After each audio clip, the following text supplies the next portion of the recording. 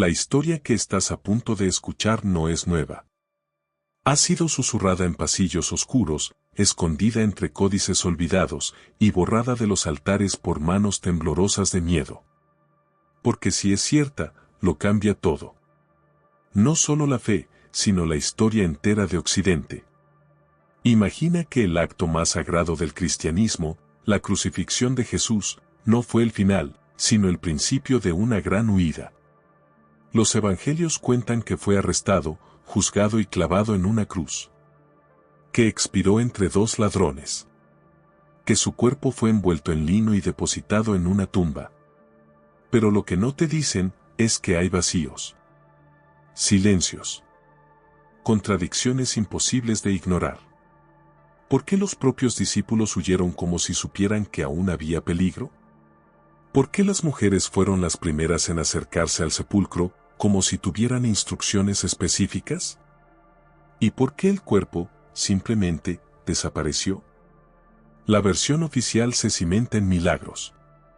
Pero la otra versión, la prohibida, se construye con indicios, pistas y una pregunta devastadora: ¿y si Jesús sobrevivió?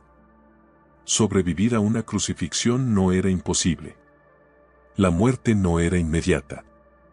Roma lo sabía. Por eso a veces rompían las piernas para acelerar el final. Pero a Jesús no se las rompieron. En cambio, un centurión le ofreció una esponja empapada en vinagre, una sustancia que podía provocar un desmayo profundo. En el caos de la escena, ¿quién puede asegurar que murió? Y si no murió, alguien tuvo que sacarlo de ahí. Alguien con poder. Alguien que movió hilos en las sombras. Esa es la teoría. Esa es la grieta por donde entra la luz. Hoy comenzamos un viaje hacia lo impensable. Un viaje a través de tumbas sin cuerpo, documentos censurados y testimonios enterrados. Prepárate para ver con otros ojos la historia más contada del mundo. Porque puede que no sea una historia de redención, sino de escape. Cuando el cuerpo de Jesús fue reclamado por José de Arimatea, los registros lo describen como un acto piadoso. Pero hay demasiadas coincidencias para que ese gesto sea solo compasión. José era un miembro influyente del Sanedrín. Un hombre con recursos, contactos y, según textos apócrifos, simpatizante del mensaje de Jesús. ¿Por qué un miembro del consejo que lo condenó arriesgaría su estatus por un cadáver? La clave puede estar en lo que hizo después. José no enterró a Jesús en una tumba familiar. Lo colocó en un sepulcro nuevo, tallado en roca, en un jardín cercano al lugar de la ejecución. Demasiado conveniente. Demasiado rápido. Todo estaba preparado.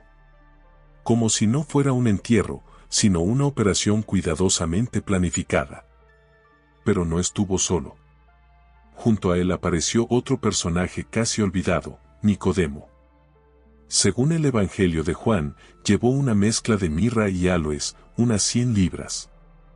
Una cantidad absurda para una simple sepultura. Pero no para un tratamiento de emergencia. Esas sustancias eran usadas en medicina tradicional para curar heridas, detener hemorragias y revivir cuerpos debilitados. ¿Qué hacían dos hombres poderosos, en la noche, llevando bálsamos y aceites a un cadáver supuestamente sin vida? La respuesta más simple es que no esperaban encontrar un muerto. Y si Jesús estaba vivo, aunque inconsciente, lo que ocurrió dentro de esa tumba no fue un milagro, sino una intervención. Lo mantuvieron escondido. Lo cuidaron. Lo prepararon para huir. Y 3 días después, cuando la piedra fue retirada, el cuerpo no estaba, porque había salido por sus propios medios. Lo que nos enseñaron como resurrección pudo haber sido simplemente la continuación de su escape.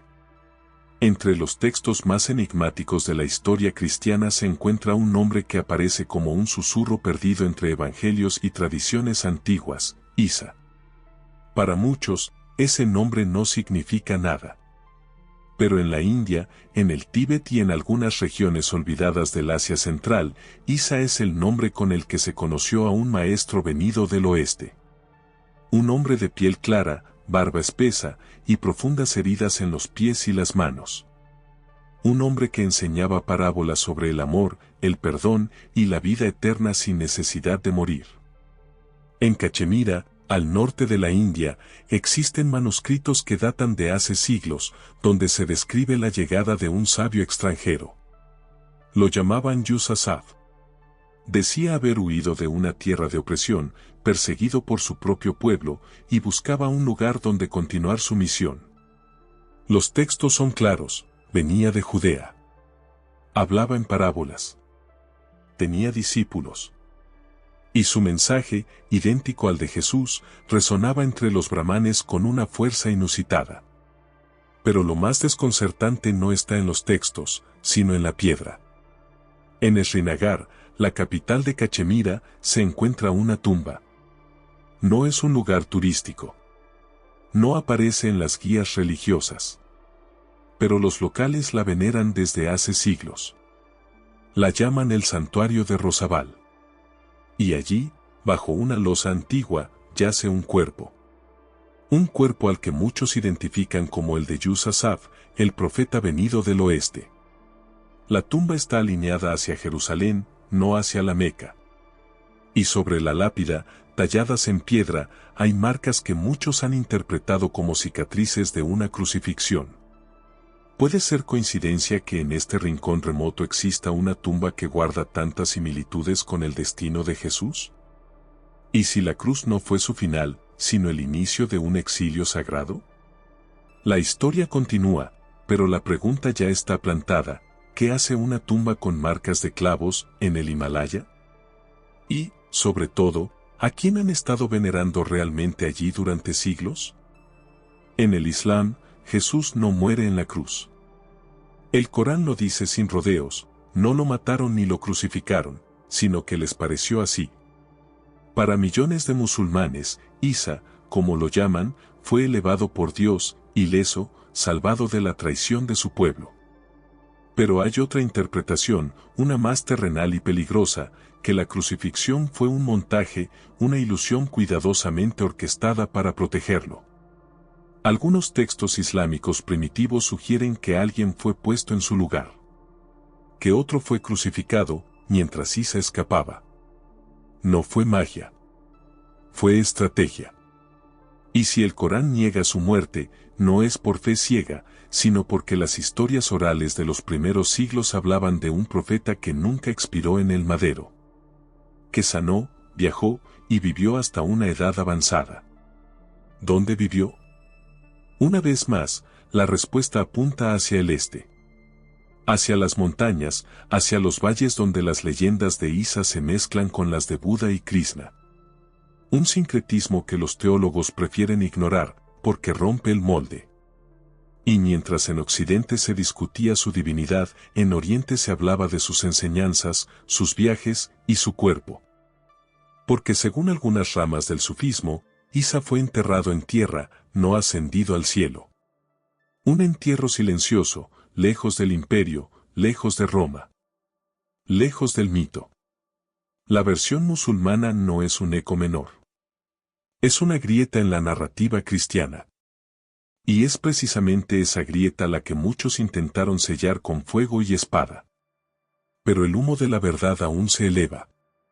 Y si el Islam tuvo razón, entonces el cristianismo se edificó sobre una tumba vacía, mientras la verdadera sepultura yace en otra tierra, con otro nombre. Una tumba con sangre seca en sus piedras. Una tumba real. Los evangelios canónicos nos cuentan que, tras su muerte, el cuerpo de Jesús fue depositado en una tumba nueva, excavada en roca y sellada con una gran piedra. Pero 3 días después, la tumba estaba vacía. Esa es la base de la resurrección y también el corazón del enigma. Porque lo que no se dice, lo que se evita mencionar, es que esa tumba no tenía vigilancia efectiva. Los soldados que debían custodiarla desaparecieron. Algunos evangelios dicen que temblaron de miedo y huyeron. Otros, que fueron sobornados para guardar silencio. Silencio. Siempre silencio. Y cuando las mujeres llegaron al sepulcro, no vieron un cuerpo. Dieron un mensaje. No está aquí. ¿Pero dónde estaba? Hay una verdad brutal que se esconde en el relato: nadie, absolutamente nadie, vio a Jesús salir de la tumba. Vieron el después. Vieron apariciones, visiones, sombras. Pero el momento clave, la supuesta resurrección, permanece invisible. ¿Y si no se vio porque no ocurrió como nos dijeron? Algunos textos gnósticos sugieren que Jesús no murió, sino que transmutó. Que su cuerpo fue liberado, no por un milagro, sino por intervención humana. Y que el sepulcro vacío no es una prueba de divinidad, sino de fuga. Piensa en esto: un hombre perseguido, con seguidores aún leales, con enemigos poderosos, ¿permitiría que su cuerpo quedara a merced del enemigo? ¿O haría todo lo posible por escapar, sanar y continuar su misión desde las sombras? La tumba vacía no prueba una resurrección. Prueba una desaparición. Y las desapariciones, cuando se repiten en la historia, casi siempre están vinculadas a pactos, estrategias y secretos. Lo que ocurrió entre esas paredes de piedra, selladas por el silencio y el miedo, podría ser el mayor acto de encubrimiento de la historia sagrada. Un acto no de fe, sino de supervivencia. José de Arimatea no fue un personaje menor. Fue el engranaje invisible de una maquinaria silenciosa que operó dentro del Sanedrín. Un hombre rico, influyente y sorprendentemente afín a Jesús.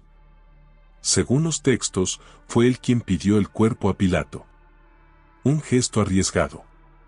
Pero, ¿por qué arriesgarlo todo por un cadáver, si no había un plan detrás?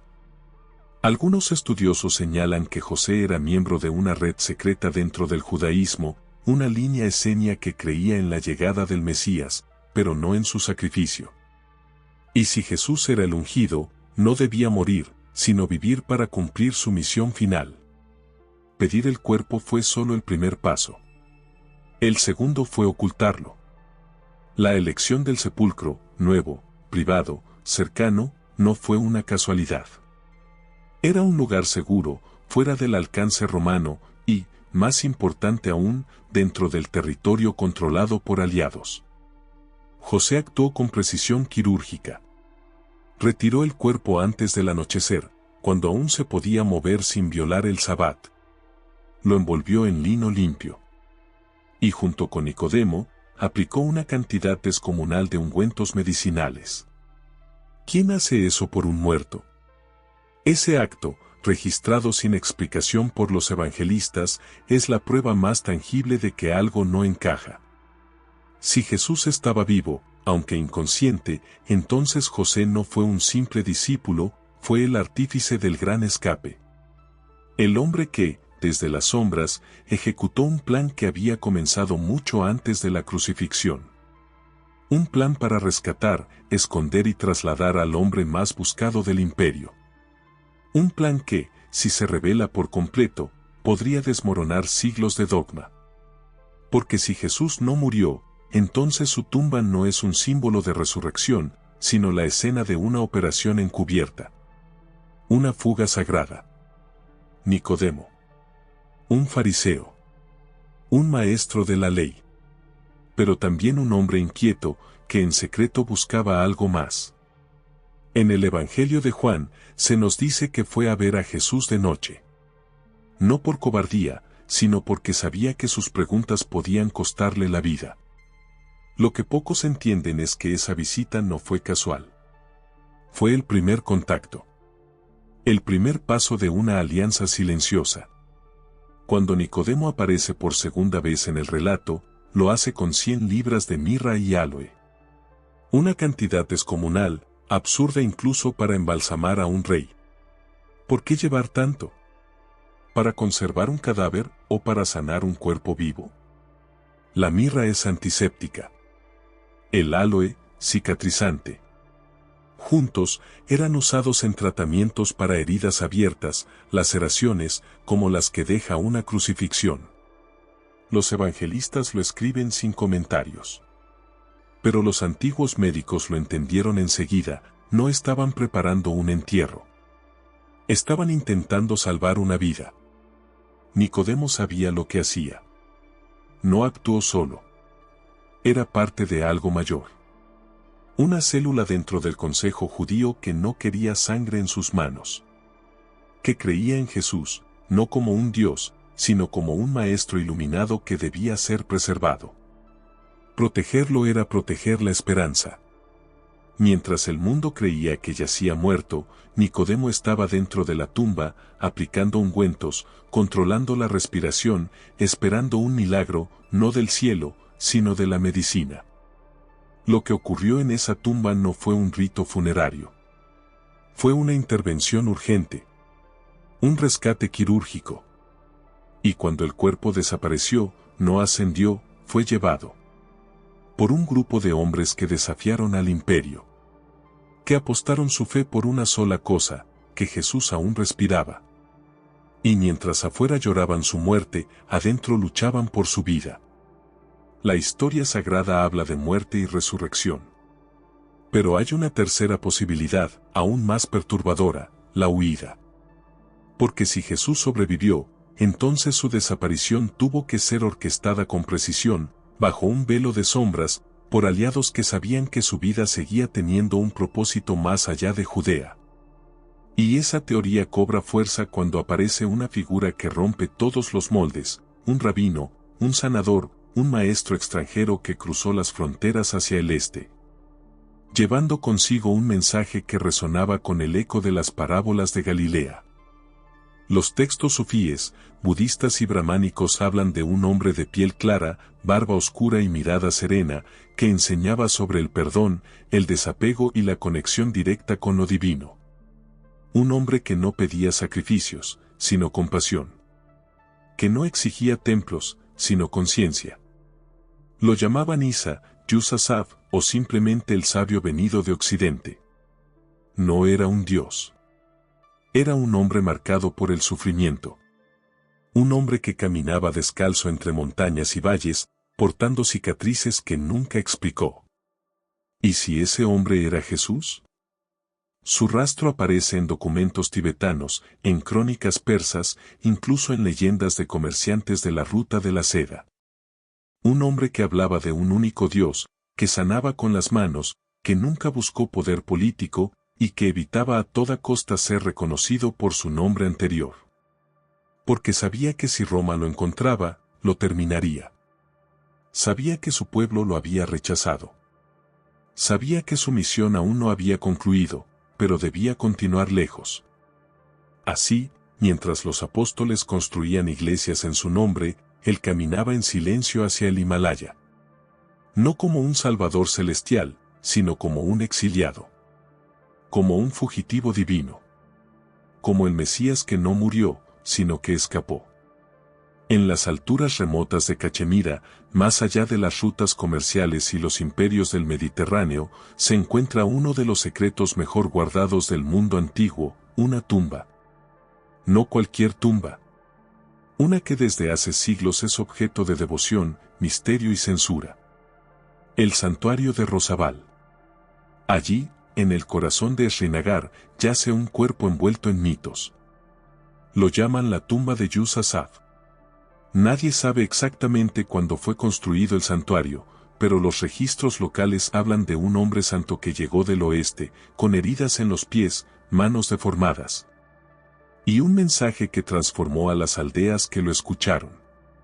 ¿Quién era Yusasaf? Muchos lo consideran un profeta menor. Otros, un sabio venido de tierras lejanas. Pero lo que las inscripciones revelan, lo que los textos antiguos susurran, es algo mucho más inquietante. Yusasaf aseguraba haber escapado de la persecución en Judea. Decía haber sobrevivido a la muerte. Hablaba de un Dios único y de una ley de amor idéntica al mensaje de Jesús. Y en su tumba hay huellas. Literalmente. Una piedra dentro del santuario muestra marcas grabadas que semejan pies, con cicatrices. Marcas que parecen coincidir con heridas de clavos. No es una leyenda. Es piedra tallada. Es evidencia física que ha sido ignorada por siglos, porque aceptar su veracidad significaría voltear de cabeza la fe de millones. Los custodios del lugar, musulmanes piadosos, han guardado silencio. Han resistido presiones. Incluso han cerrado el santuario por temor a disturbios. Porque saben que lo que yace allí no es solo un cuerpo, es una amenaza al relato oficial. Si Yusasaf es Jesús, entonces la tumba vacía de Jerusalén no es un símbolo divino.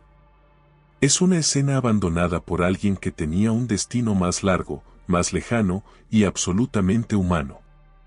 En el Corán, la figura de Jesús, Isa, como lo llaman, no muere crucificado.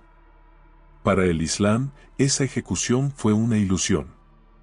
Pero más allá del dogma, hay una corriente aún más reveladora, los textos islámicos que afirman que Isa vivió una larga vida y murió de forma natural, en tierra extranjera.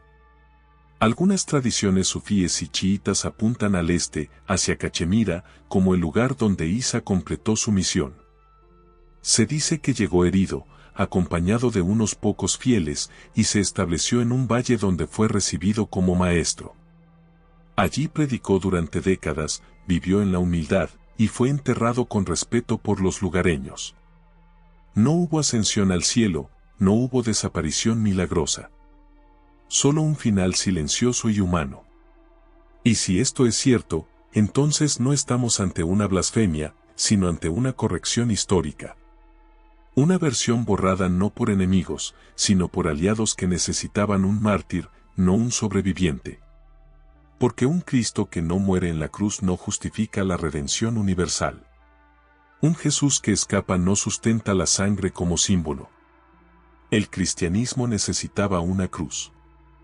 Roma necesitaba un mito. Pero en los valles del Himalaya, el relato es otro. Uno donde Isa no salva con su muerte, sino con su vida. Donde no redime con sacrificio, sino con ejemplo. Y en ese relato, la resurrección no es un milagro. Es una confusión. Una desaparición convertida en doctrina. Un error transformado en dogma. Lo que para Occidente fue el acto divino supremo, para Oriente fue el comienzo de una vida oculta, marcada por el servicio, el silencio y la verdad enterrada. Pero los textos no cristianos no son los únicos que insinúan esta historia. También dentro del cristianismo primitivo existieron voces que dudaron del relato oficial. Voces que fueron acalladas, perseguidas y finalmente erradicadas. Los evangelios gnósticos, descubiertos en Nag Hammadi, hablan de un Cristo que no muere, sino que trasciende. Que no resucita, sino que se revela como conciencia viva. El evangelio de Tomás, el de Felipe, el de la verdad, todos ellos insinúan que la crucifixión no fue un final, ni siquiera una realidad literal. Fue una imagen. Una metáfora. Y quienes lo entendieron así fueron tachados de herejes por Roma. Porque esa interpretación desmantela el fundamento del sacrificio. Presenta a Jesús no como un cordero, sino como un maestro que escapa del teatro sangriento. Alguien que rechaza la violencia ritual y elige la vida, la enseñanza y el anonimato. En estos textos ocultos, Jesús ríe en la cruz. No porque sea cruel, sino porque sabe que la escena es una ilusión. Que el cuerpo colgado no es el suyo. Que su verdad no puede ser clavada ni sepultada. Y es por eso que el Vaticano los prohibió. Porque en ellos, el Cristo no muere, y eso lo cambia todo. No hay redención en la sangre. Solo hay verdad en el despertar. Y el despertar es peligroso para cualquier imperio. En lo alto del Vaticano, donde se levantan los muros más imponentes del cristianismo, hay una verdad que nunca ha sido proclamada desde el púlpito. Un silencio tan elocuente como las palabras. ¿Por qué si la posibilidad de que Jesús haya sobrevivido a la cruz ha sido explorada por textos gnósticos, islámicos y tradiciones orientales, por qué la Iglesia guarda absoluto mutismo? La respuesta es sencilla, porque esa idea es dinamita bajo los cimientos del dogma. El Vaticano no solo representa la fe. representa el poder.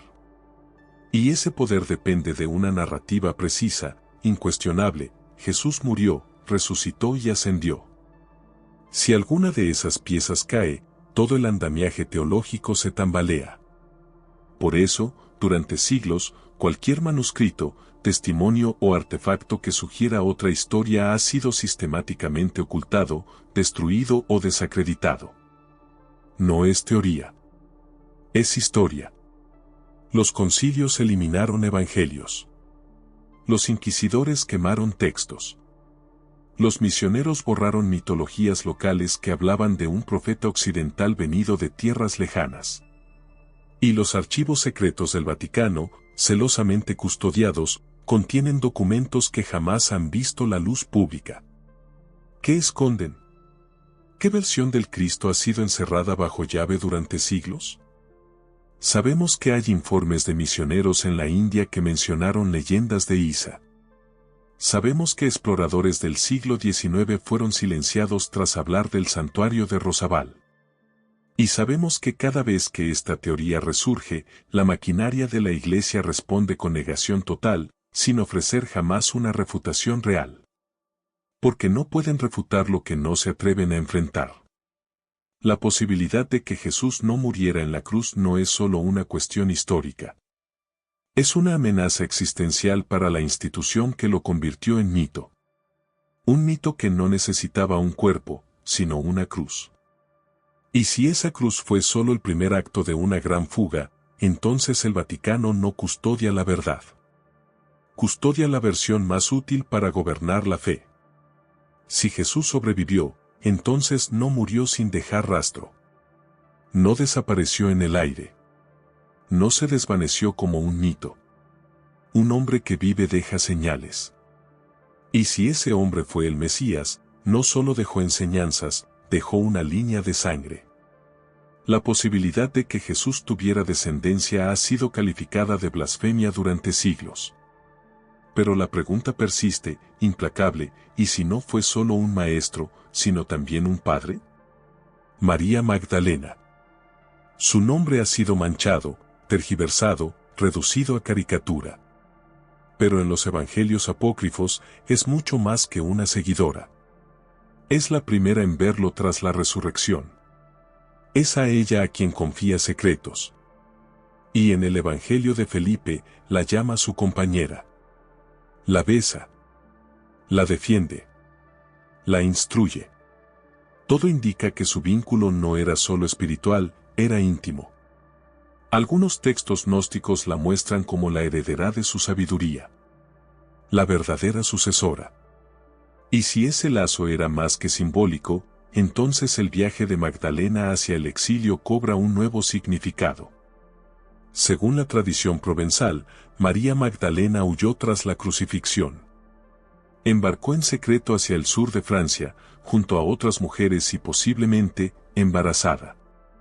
Allí, en las costas de Marsella, predicó en silencio. Se refugió en grutas. Dio a luz, según las leyendas, a una hija.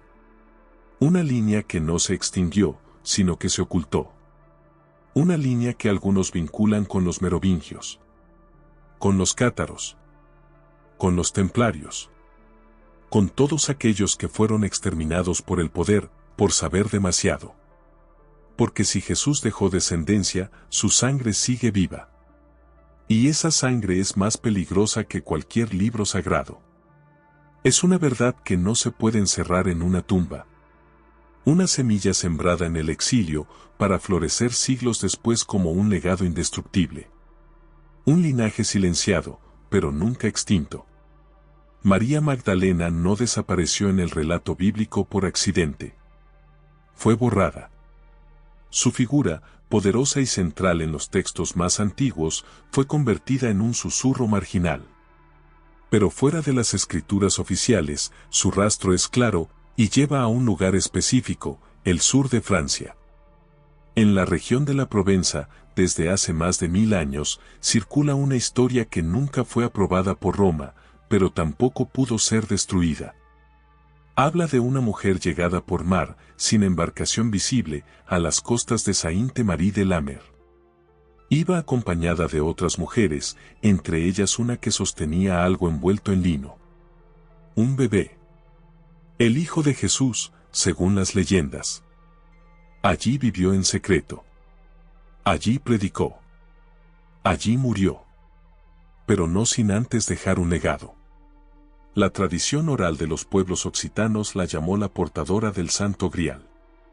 No de una copa, sino de una sangre. El Grial como símbolo del linaje oculto. La descendencia directa del Cristo viviente. Con el paso de los siglos, esa línea fue protegida por los cátaros, luego por los templarios, y más tarde por sociedades secretas que entendieron lo que implicaba: si Jesús tuvo una hija, entonces su divinidad no es dogma. Es humanidad. Si su legado es genético, entonces la redención no es un acto mágico, sino un código de sangre transmitido en silencio, protegido de los reyes, del Vaticano, de los inquisidores. Esa idea, tan poderosa como peligrosa, fue lo que motivó la matanza de los cátaros en Montsegur. Fue lo que llevó a la traición de los templarios. Y es la razón por la cual, todavía hoy, ciertos archivos no se desclasifican, ciertos nombres se borran de los libros de historia, y ciertas tumbas permanecen selladas. Porque el verdadero escándalo no es que Jesús haya sobrevivido. Es que pudo haber amado, engendrado, y fundado una estirpe. Una sangre que aún corre. Una verdad que aún late. Durante siglos, mapas secretos han circulado entre manos que la historia se empeñó en exterminar. Monjes herejes, caballeros templarios, alquimistas del sur de Francia, todos ellos compartían una convicción peligrosa: Jesús no solo sobrevivió, dejó un camino trazado. Ese camino está marcado en antiguos documentos conocidos como los mapas de los herejes. No son simples rutas. Son líneas ocultas entre monasterios, santuarios olvidados y puntos de poder espiritual. Desde Jerusalén hasta Cachemira. Desde Egipto hasta el Languedoc.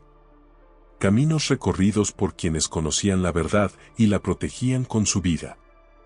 Los cátaros, en el siglo XIII, hablaban de una sabiduría venida del este. Decían que Cristo no murió en la cruz, sino que escapó, y que su legado no estaba en Roma, sino en las montañas del sur de Francia. Allí donde María Magdalena habría llegado con su hija. Allí donde la sangre sagrada se mezcló con los pueblos libres de Occitania. Los templarios, por su parte, excavaron bajo el templo de Salomón y regresaron con algo más que reliquias. Regresaron con conocimiento. Con rutas. Con nombres. Con símbolos que no encajaban en el cristianismo oficial. Y esos símbolos los grabaron en iglesias, criptas y catedrales, visibles solo para quien supiera mirar. Y luego están los sufíes, guardianes del esoterismo islámico, que también conocían la historia del profeta que no murió. Ellos también hablaban de Yusasaf, del viaje hacia el este, de los secretos transmitidos en silencio entre generaciones. 3 tradiciones distintas. Un solo relato soterrado. No es coincidencia. Es convergencia. Lo que el Vaticano llamó herejía, otros lo llamaron verdad. Lo que la historia tachó de fantasía, esconde coordenadas. Y si un mapa une a los cátaros, los templarios y los sabios orientales, entonces el camino de Jesús no terminó en la cruz. Comenzó allí. Y siguió entre montañas, grutas y sombras. Roma sabía.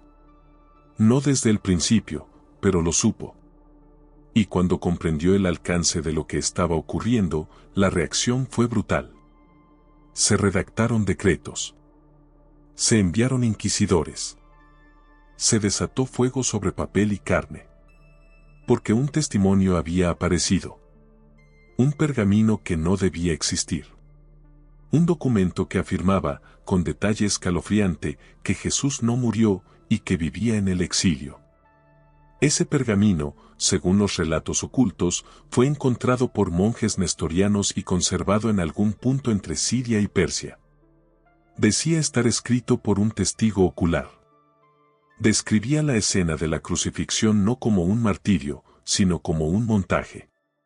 Hablaba de la esponja con vinagre como un sedante. Hablaba del traslado del cuerpo antes de la muerte real. Hablaba del viaje, del escape, del silencio.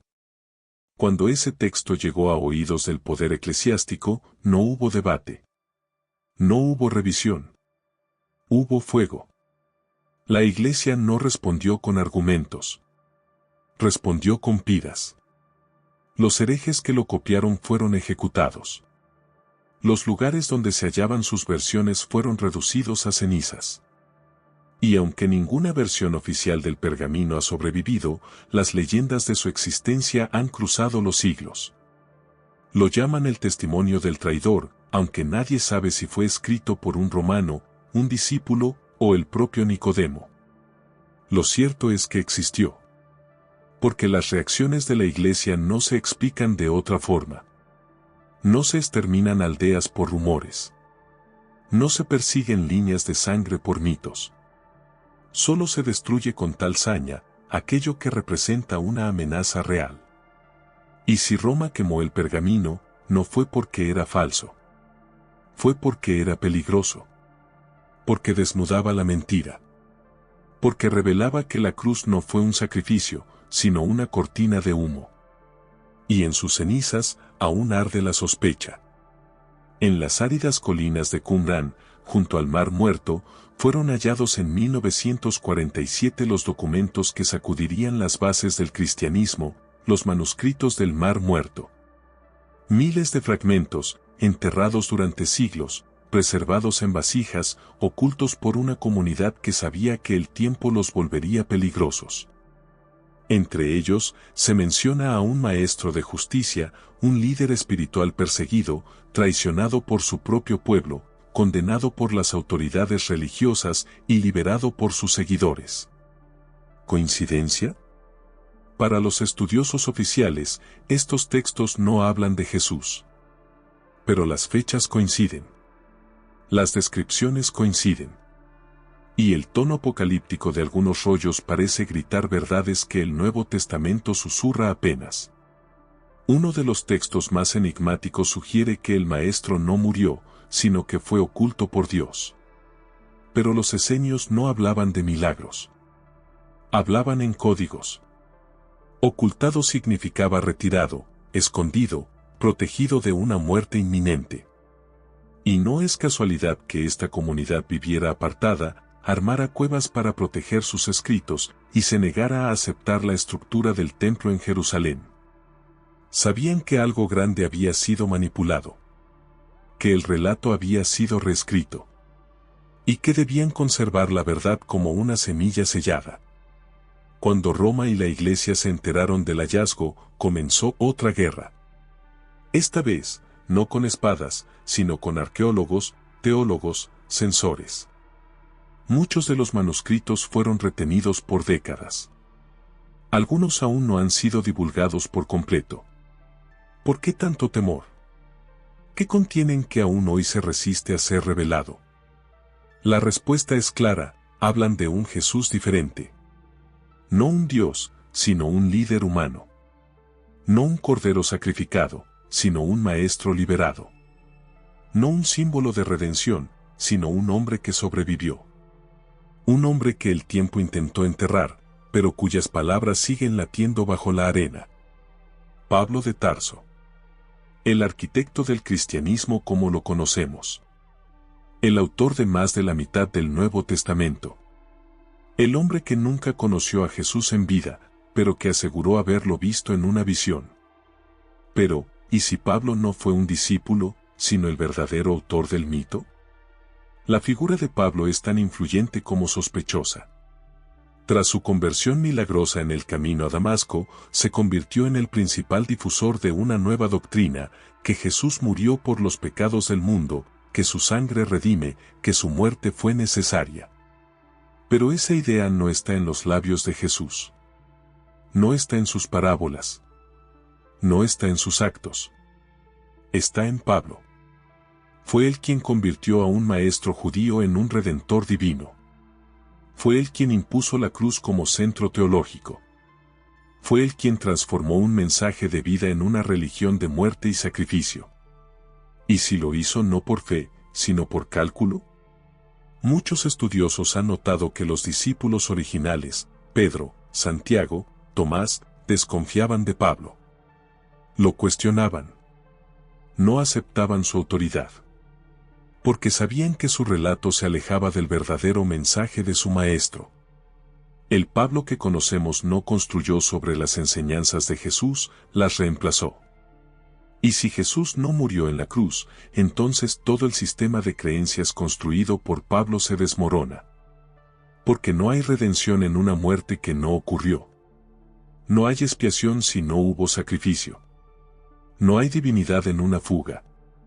Lo que queda es un hombre y un mensaje. Y es por eso que la figura de Pablo fue tan útil para Roma. Porque su teología era perfecta para el imperio, obediencia, sufrimiento, sacrificio. Una religión que consolida el poder. Una fe que no se revela, sino que espera. Pero debajo de ese edificio ideológico, permanece una historia distinta. Una que Pablo ayudó a enterrar con palabras, y que hoy comienza a resucitar. La cruz, ese símbolo sagrado que corona iglesias, cuelga de cuellos y preside altares, no fue siempre el emblema del cristianismo. Durante los primeros siglos, los seguidores de Jesús no usaban la cruz. Preferían el pez, la paloma, la lámpara encendida. La cruz era un instrumento de tortura. Un ícono de humillación. Un recuerdo del poder de Roma. Entonces, ¿cuándo se convirtió en sagrada? La respuesta lleva un nombre, Constantino. En el siglo IV, el emperador romano tuvo una visión, o eso afirmó, donde vio una cruz en el cielo con la inscripción, con este signo vencerás. No con fe, ni con verdad, sino con victoria. Con conquista. Así nació la fusión del imperio con la iglesia.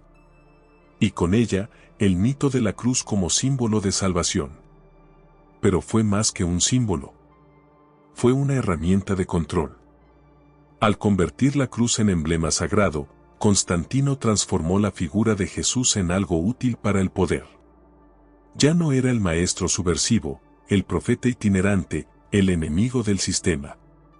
Ahora era el Redentor crucificado, pasivo, resignado. Un modelo de obediencia frente al castigo.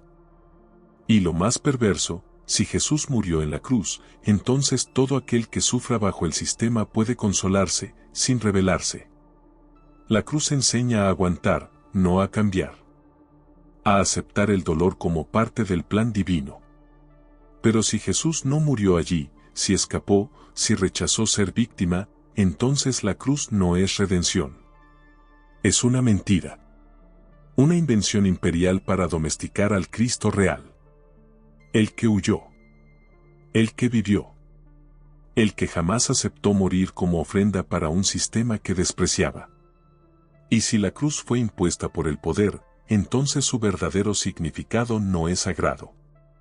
Es una advertencia de cómo la historia puede ser manipulada, con clavos, sangre y silencio. Los evangelios que hoy conocemos, Mateo, Marcos, Lucas y Juan, no fueron los únicos. Ni los primeros. Ni los más fieles. Fueron los elegidos. Los aprobados.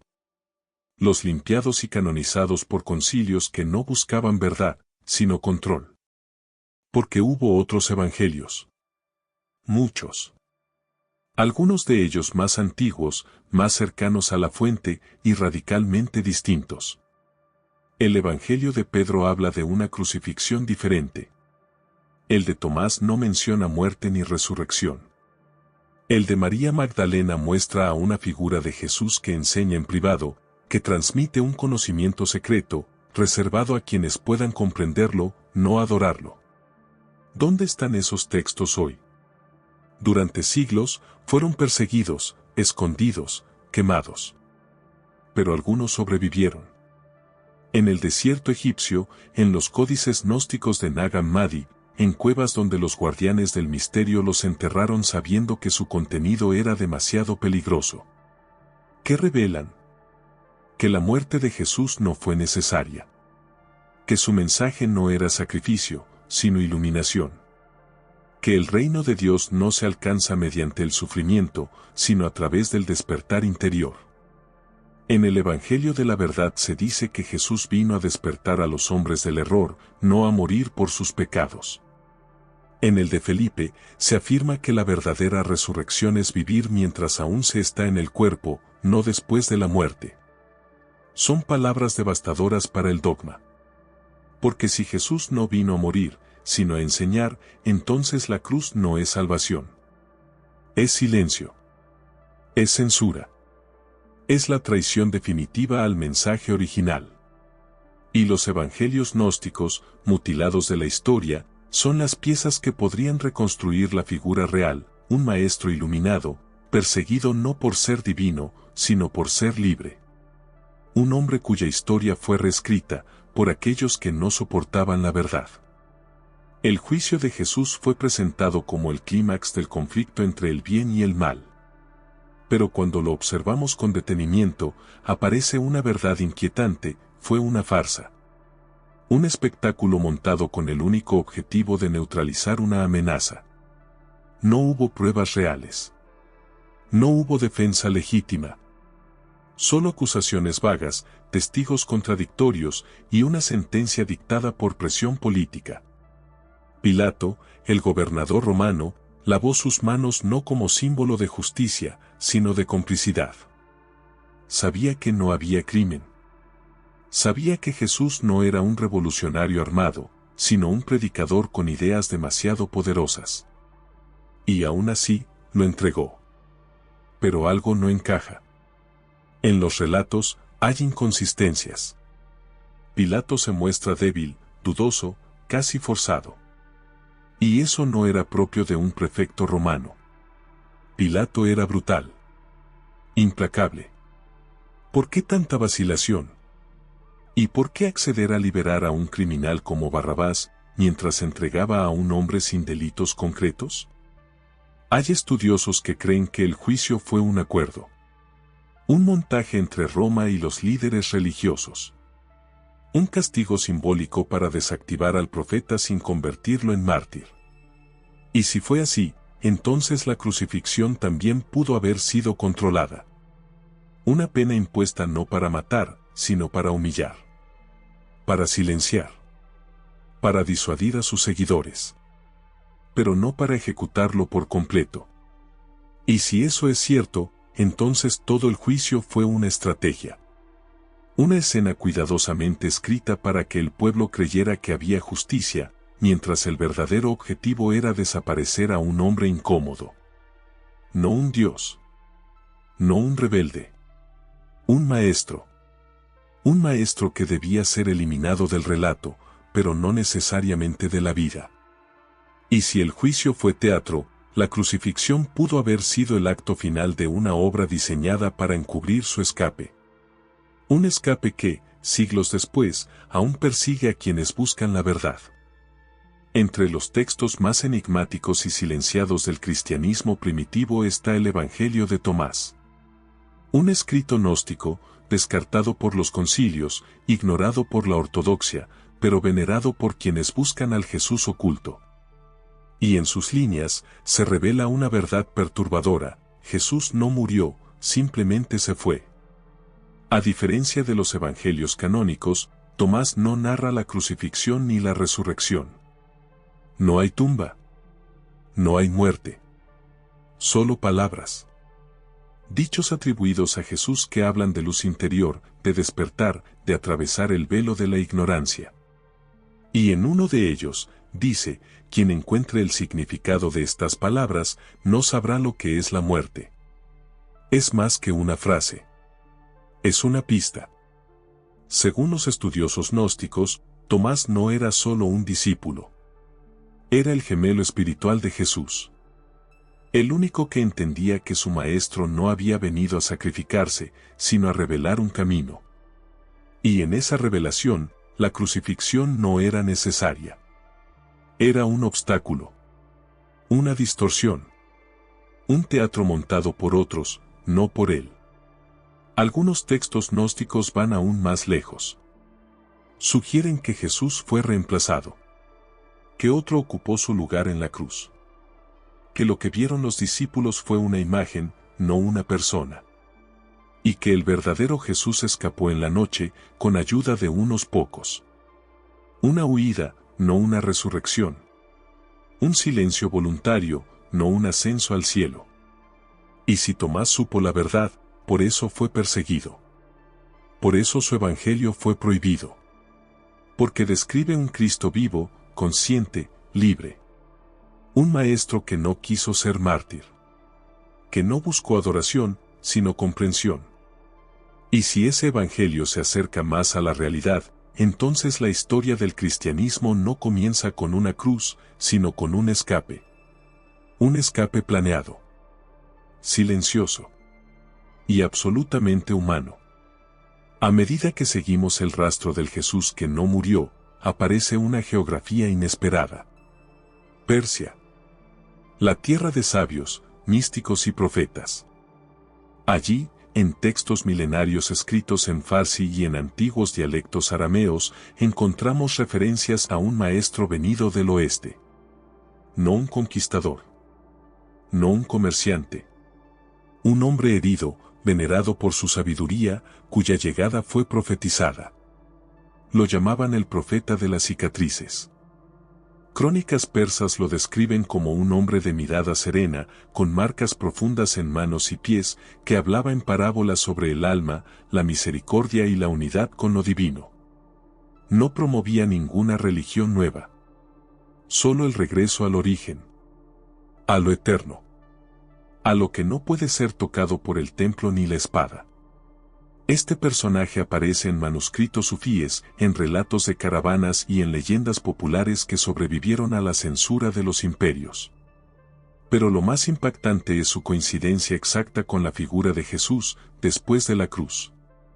¿Podría haber seguido su camino hacia el este, cruzando Siria, Mesopotamia, las montañas del Kurdistán, hasta llegar a Persia? Las rutas existían. Las caravanas eran frecuentes.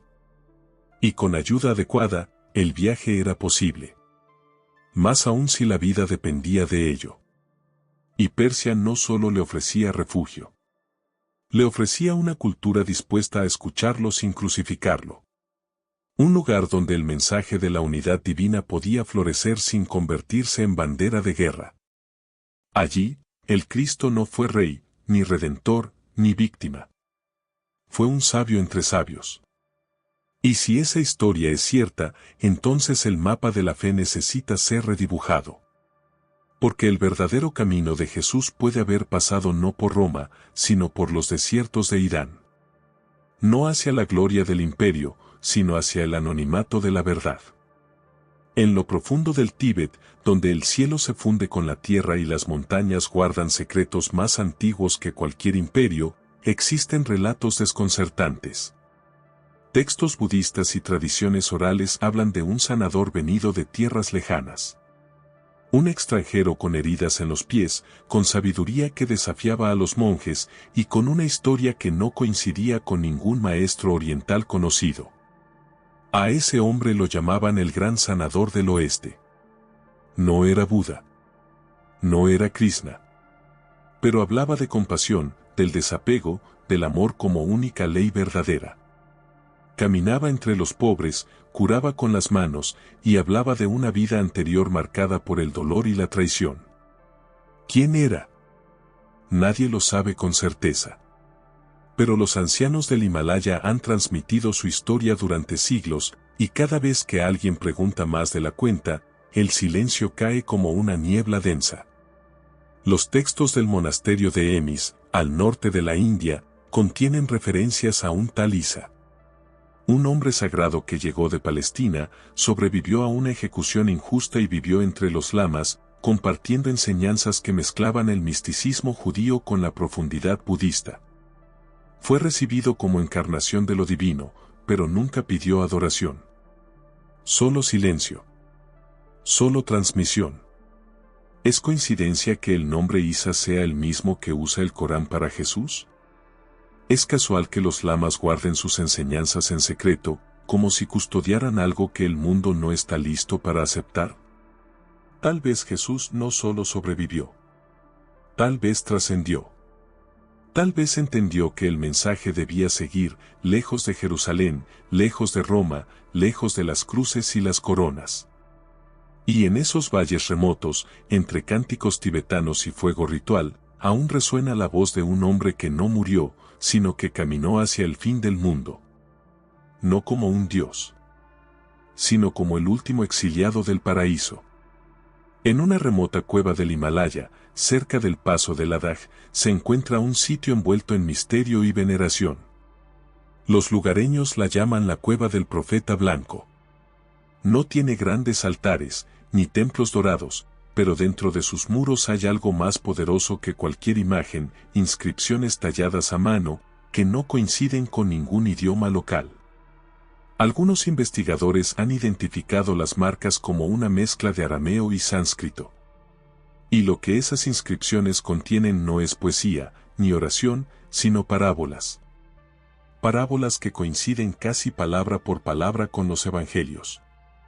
Hablan de la semilla que cae en tierra fértil, del hijo pródigo, del buen pastor. Pero no firmadas por Jesús, sino por Isa, el hijo del oeste. ¿Quién dejó esas palabras ahí? ¿Quién las talló con tanto cuidado, a miles de kilómetros de Judea, en un rincón inaccesible del mundo? Las teorías abundan. Algunos dicen que fue un discípulo. Otros, que se trata de una proyección legendaria. Pero los monjes de la región lo afirman con una serenidad inquietante: aquí enseñó Isa. Aquí vivió. Aquí lloró. Aquí sanó. Más aún, relatan que este profeta no llegó solo. Viajaba con una mujer y un niño, que se establecieron en la zona durante años, compartiendo sabiduría, alejados de los imperios que los buscaban. Que su paso dejó una estela que aún se honra en silencio, lejos del ruido de los credos organizados. Y si esas inscripciones son auténticas, si esas palabras son suyas, entonces no estamos hablando de una leyenda oriental. Estamos hablando del rastro físico del Cristo fugitivo. Un maestro que no ascendió, sino que caminó. Que no murió, sino que enseñó en las sombras. Y en la piedra silenciosa de esa cueva, está grabada la historia que Roma no pudo borrar. Durante los primeros años del cristianismo, antes de que existiera un Vaticano, antes de los concilios, antes de los dogmas, la fe era otra cosa. No había cruces, ni catedrales, ni inquisiciones. Solo un mensaje. Solo un recuerdo de un hombre que caminó entre los suyos, que sanó, que habló y que desapareció. Porque los primeros cristianos no hablaban de una muerte redentora. Ni siquiera de una resurrección física. En sus escritos, en sus cánticos, en sus rituales, se percibe una idea completamente diferente: Jesús no murió. Fue ocultado. Fue preservado. Fue protegido.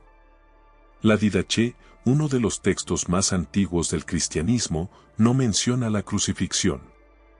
Tampoco lo hacen muchos himnos primitivos. Para ellos, lo importante no era cómo terminó la vida del maestro, sino cómo debía vivirse la suya, imitando su compasión, su sabiduría, su rechazo a la opresión. Y entre esas primeras comunidades, la idea de que Jesús seguía vivo no era herejía. Era esperanza. Ellos no necesitaban una cruz para creer. No necesitaban una tumba vacía. Porque sabían que su maestro no era un mártir, era un exiliado. Un sabio que había escapado del poder, no por cobardía, sino para continuar enseñando en otro lugar, a otra gente, en otro idioma.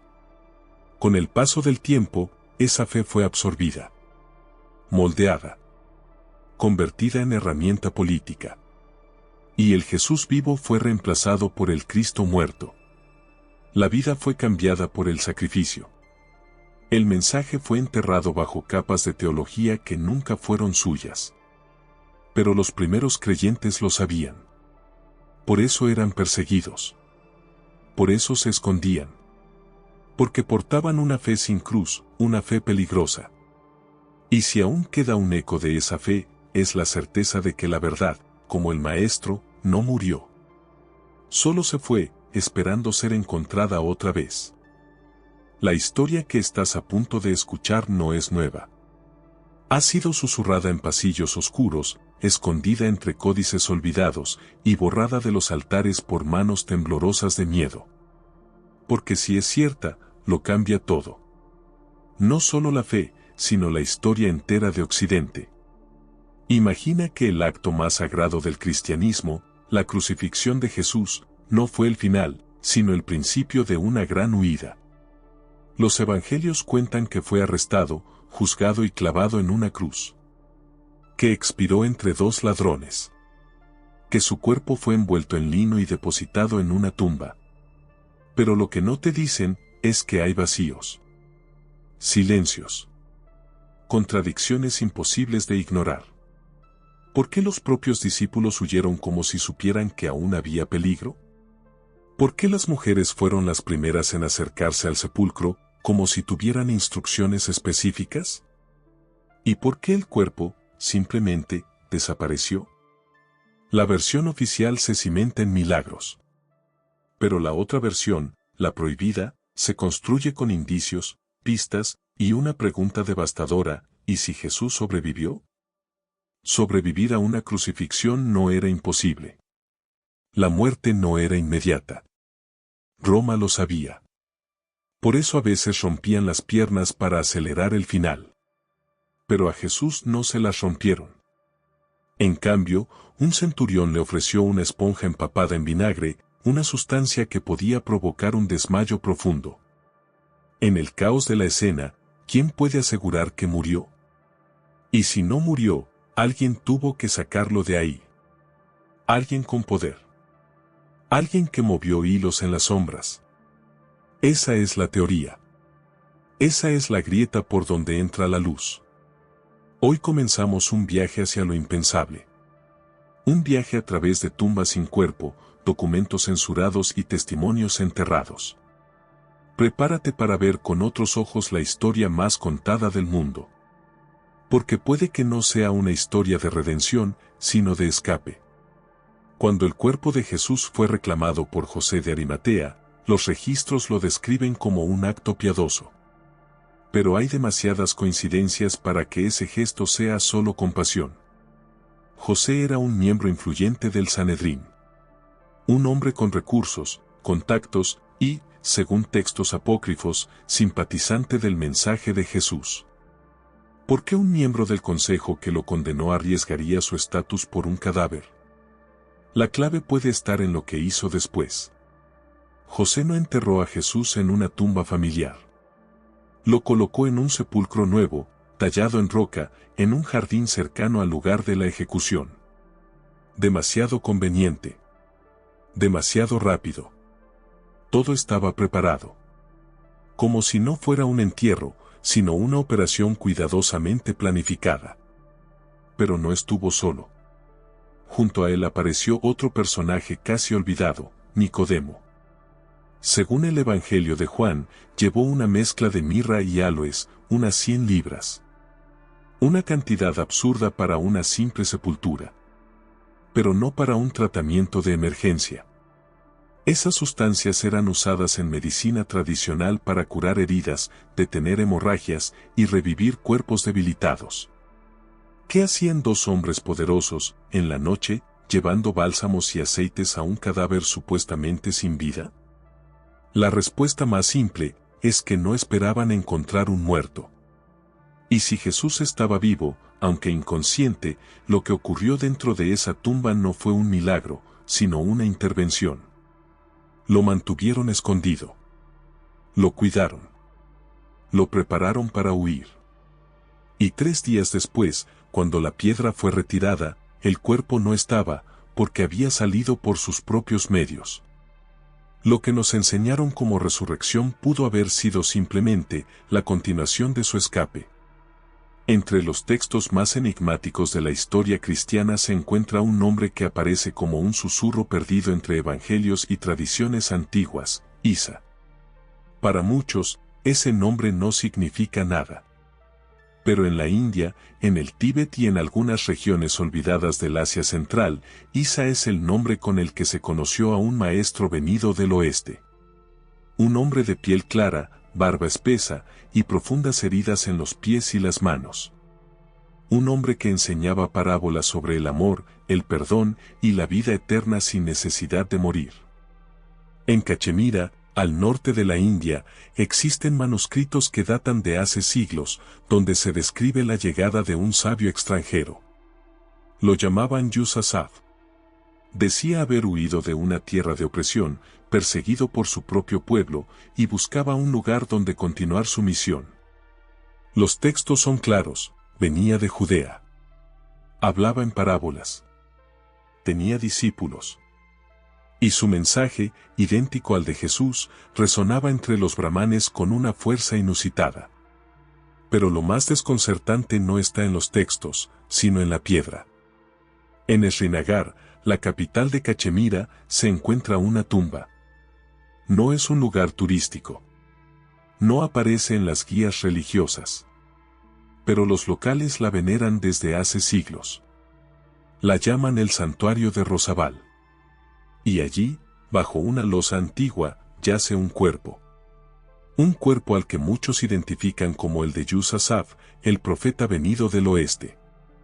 La tumba está alineada hacia Jerusalén, no hacia la Meca.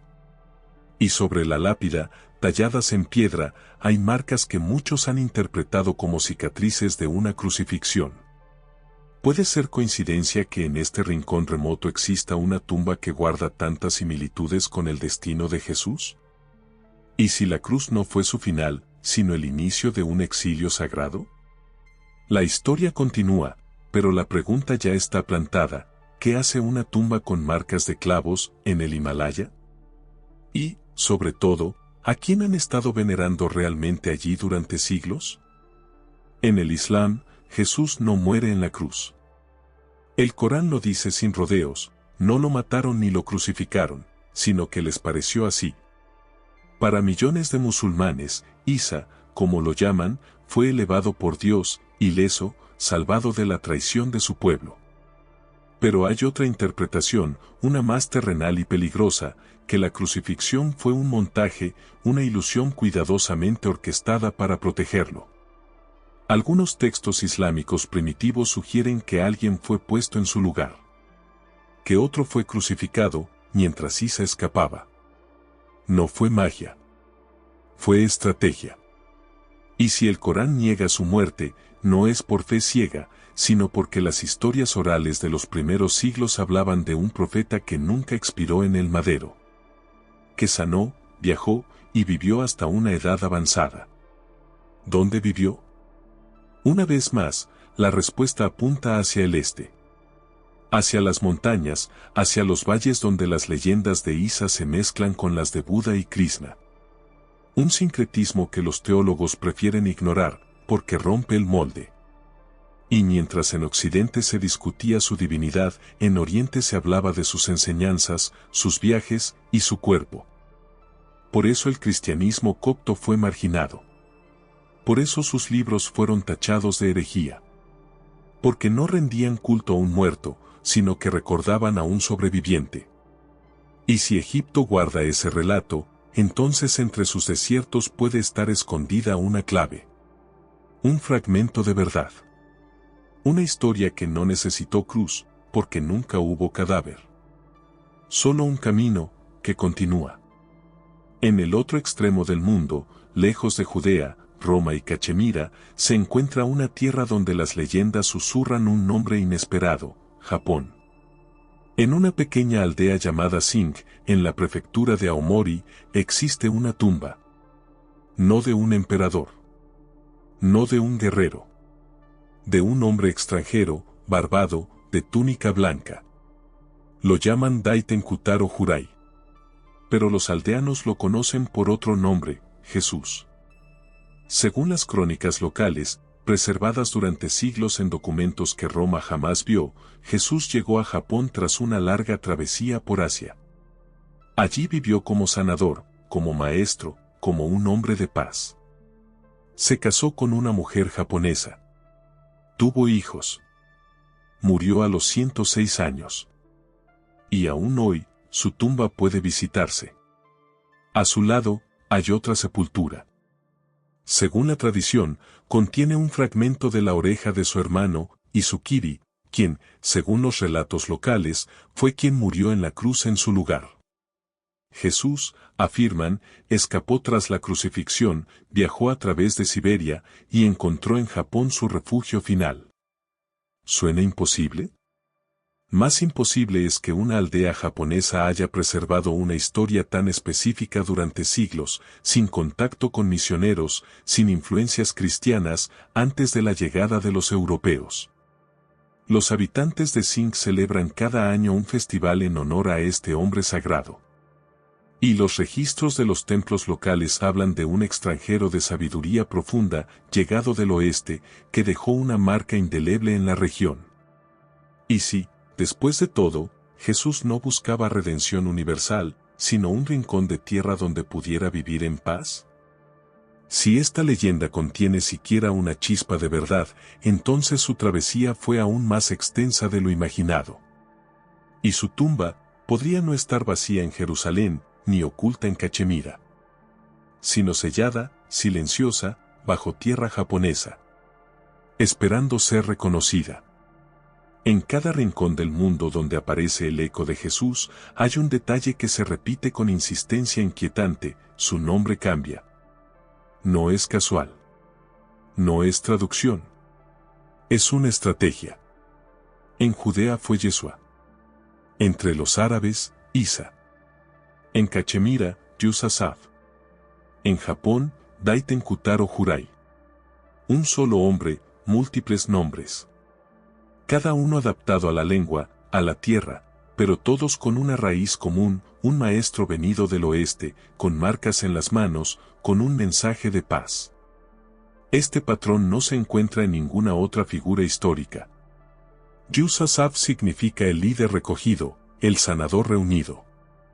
Isa es la forma aramea arábiga de Yeshua. Daitenku puede traducirse como el gran espíritu del cielo. ¿Son coincidencias poéticas o claves disfrazadas? En varios textos antiguos, Jesús instruye a sus discípulos a no revelar su identidad, a mantener el secreto, a ser astutos como serpientes. Y si sabía que lo buscaban, que su vida pendía de un hilo tras la crucifixión, entonces tenía sentido desaparecer en el anonimato. Un cambio de nombre es un escudo, una máscara, una forma de proteger el cuerpo y continuar la misión. Y si esa misión era más grande que el dogma, más profunda que el altar, entonces debía adaptarse, transformarse, sobrevivir bajo otros rostros, en otras lenguas, en otros nombres. Hoy, arqueólogos y teólogos buscan al Jesús histórico, pero ignoran el nombre que no encaja. Descartan la leyenda que no lleva la etiqueta oficial. Y así, una y otra vez, se pierden el hilo. Pero la verdad está ahí, dividida en fragmentos, oculta bajo nombres olvidados, esparcida por continentes que nunca fueron evangelizados, pero que aún hoy recuerdan al forastero herido que vino del oeste. Y si los nombres cambian, es porque el hombre real nunca buscó ser adorado. Solo quería ser escuchado. En el corazón del Vaticano, donde los frescos de Miguel Ángel cubren los techos y los mármoles respiran siglos de poder, existe una colección que no está abierta al público. Se llama el Archivo Secreto Vaticano. Kilómetros de estanterías. Más de 12 siglos de documentos. Puertas selladas por papas, clausuras impuestas por decretos, accesos denegados incluso a cardenales. ¿Qué se guarda allí? Algunos fragmentos han sido revelados: cartas de reyes, decretos papales, informes sobre herejías. Pero hay secciones enteras que permanecen ocultas. especialmente aquellas que tocan los primeros siglos del cristianismo, especialmente las que mencionan rutas orientales, evangelios apócrifos y testimonios sobre un Jesús que no murió. Se sabe que misioneros enviados al Tíbet, a Cachemira, incluso a Japón, enviaron informes a Roma. Informes que mencionaban figuras locales similares a Cristo, enseñanzas idénticas, tumbas que no deberían existir. ¿Dónde están esos documentos? Silenciados. Clasificados. Encerrados bajo la excusa de protección de la fe. Y más aún, antiguos manuscritos hebreos y arameos adquiridos por la Iglesia, traducidos, estudiados y jamás publicados. Textos que podrían arrojar luz sobre los años perdidos de Jesús. Sobre su supuesta muerte. Sobre su posible supervivencia. ¿Por qué tanto secretismo? Porque si siquiera uno de esos documentos validara la posibilidad de que Jesús vivió, que escapó, que caminó más allá de Jerusalén, el dogma se derrumbaría como un castillo de naipes. El sacrificio se volvería innecesario. La cruz perdería su poder. Y la Iglesia, su autoridad. El Archivo Secreto Vaticano no guarda herejías. Guarda alternativas. Versiones del relato que nunca debieron ver la luz. Porque si la verdad estuviera disponible, el mundo no adoraría a un mártir. Buscaría a un maestro que aún deja huellas más allá del muro, más allá del altar, más allá de Roma. Todo el cristianismo se sostiene sobre un único pilar inamovible, la resurrección. Es el milagro definitivo. La prueba irrefutable de que Jesús era más que un hombre. Pero, ¿y si nunca resucitó, porque nunca murió? La pregunta es simple. Devastadora. Si Jesús sobrevivió a la crucifixión, entonces no hay resurrección. No hay cuerpo glorificado. No hay aparición milagrosa. Solo un escape meticulosamente ejecutado, una red de aliados y una huida cuidadosamente encubierta por siglos de silencio. Y aquí es donde el relato oficial comienza a tambalear. Nadie presenció el momento exacto de la resurrección. Solo vieron el sepulcro vacío. Luego, apariciones ambiguas, figuras que algunos reconocieron y otros no, un Jesús que comía, caminaba, hablaba, pero no se comportaba como un espíritu. No volaba. No brillaba. Solo aparecía, como un hombre. Los relatos de la resurrección están plagados de inconsistencias. Versiones que se contradicen, cronologías rotas, personajes que ven cosas diferentes en los mismos lugares. Y todo eso fue aceptado, canonizado, defendido a sangre y fuego, para sostener una idea, que Jesús venció a la muerte. Pero si nunca murió, entonces la victoria es otra. No sobre la muerte, sino sobre el poder. Sobre el imperio. Sobre el relato que buscaba usar su cadáver como bandera. Una resurrección simbólica no requiere sangre. Requiere despertar. Y eso es lo que los evangelios gnósticos siempre dijeron, que el verdadero Cristo no debía morir para salvar, sino vivir para enseñar. Y si ese Jesús vivió, y escapó, y dejó descendencia, entonces no estamos ante un Dios muerto y resucitado. Estamos ante un hombre que fue más inteligente que sus verdugos. Más sabio que sus jueces. Más libre que los dogmas que vinieron después. Un hombre cuya ausencia fue explicada con un milagro, para que nadie preguntara por su paradero. Solo por su tumba vacía.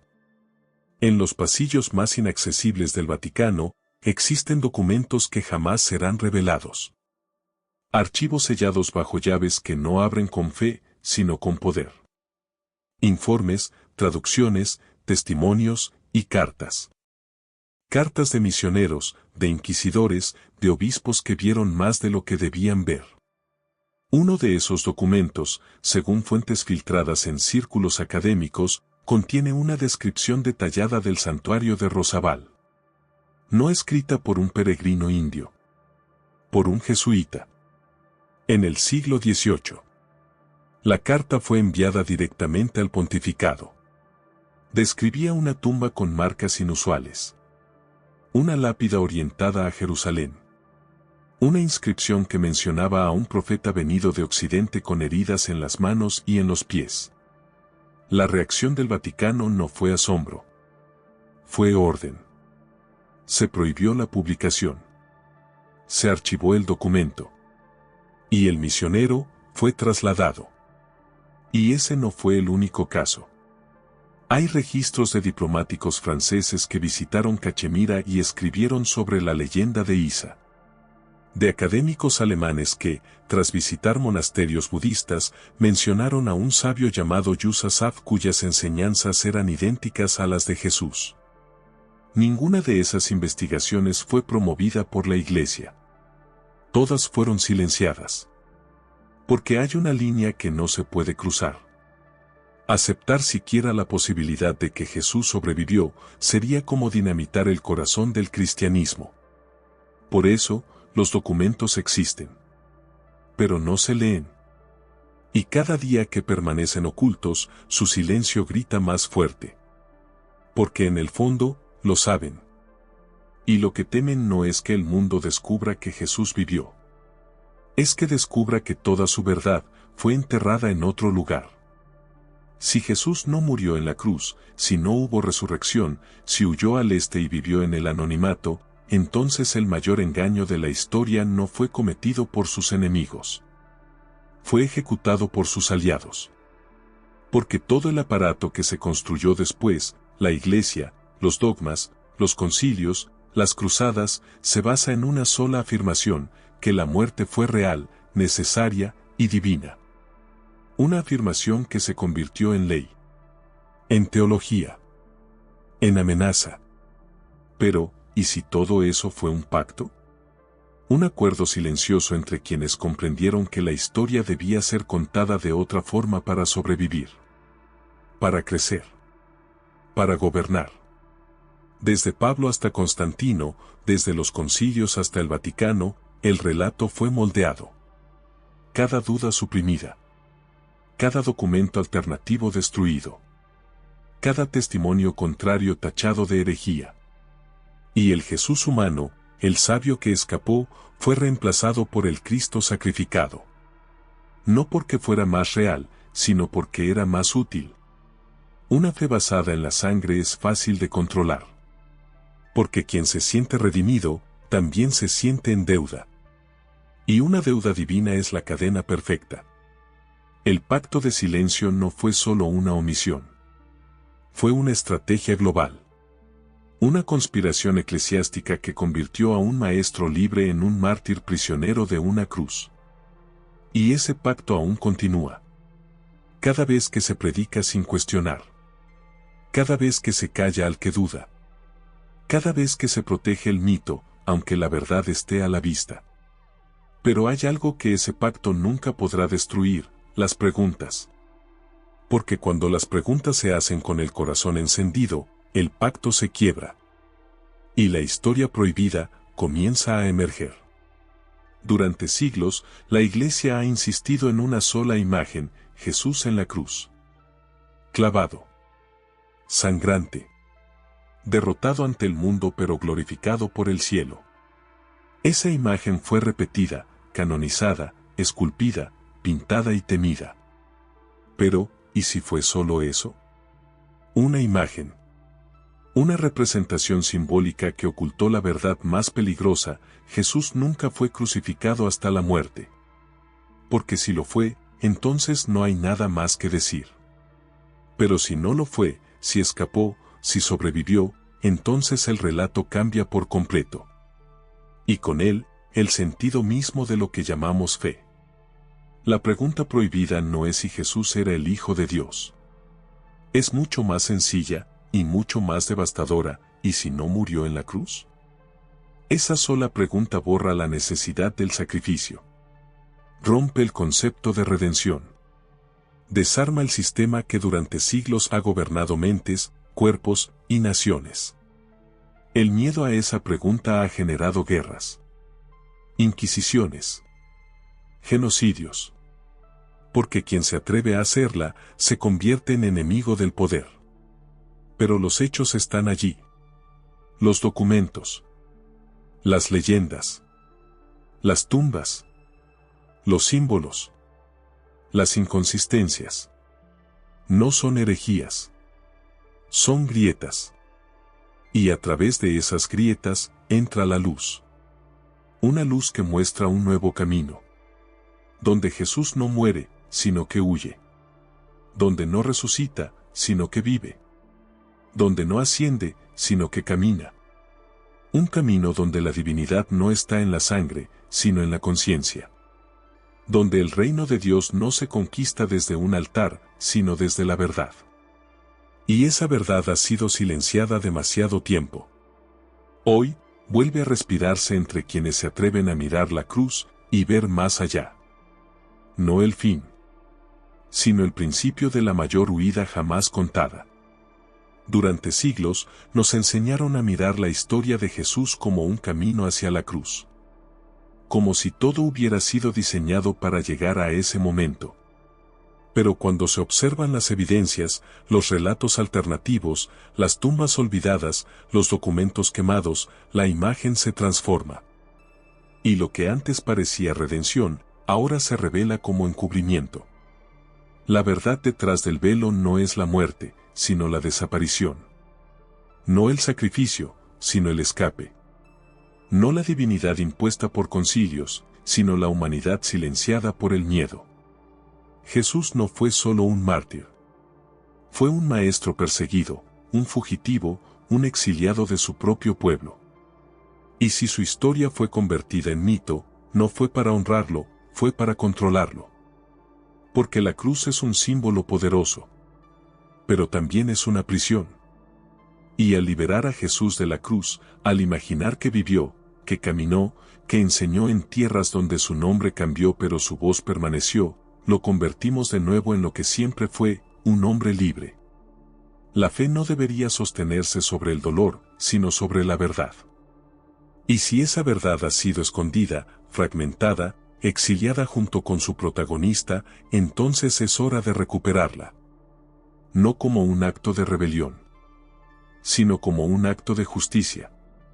Porque debajo del dogma, más allá de los templos, lejos del altar, existe una historia más antigua, más honesta, más humana. La historia de un hombre que no murió por nosotros, sino que vivió a pesar de nosotros. Quizás nunca sabremos con certeza qué ocurrió aquella tarde en el Gólgota. Quizás el velo del tiempo, las mentiras oficiales y el miedo a la verdad hayan cubierto para siempre los últimos pasos de Jesús. Pero hay algo que sí sabemos, las preguntas siguen vivas. Persistentes. Incómodas. Indestructibles. ¿Y si no murió en la cruz? ¿Y si escapó? ¿Y si su verdadera misión no terminó con clavos y sangre, sino que continuó en las sombras, entre montañas, con otro nombre, otro rostro, otra lengua? Si esa posibilidad te inquieta, es porque dentro de ti aún late la necesidad de saber. De mirar más allá de lo permitido. De buscar al hombre detrás del mito. No para destruir la fe, sino para reconstruirla con raíces más profundas, más libres, más reales. Porque tal vez la verdadera fe no está en aceptar lo que se nos impone, sino en atrevernos a descubrir lo que se nos ocultó. Este ha sido solo un fragmento de esa historia prohibida. Una invitación a dudar. A investigar. A seguir los rastros que aún arden en la arena, en las piedras, en las tumbas selladas, en los textos marginados. No para encontrar un Dios, sino un hombre. Y tal vez, al encontrarlo a Él, podamos encontrarnos también a nosotros mismos. Si esta búsqueda resonó contigo, si sentiste que las piezas empiezan a encajar donde antes solo había fe ciega, suscríbete a este canal. Porque lo que viene es aún más profundo, más oscuro, más revelador. La historia no termina aquí. Apenas estamos empezando a desenterrar la verdad.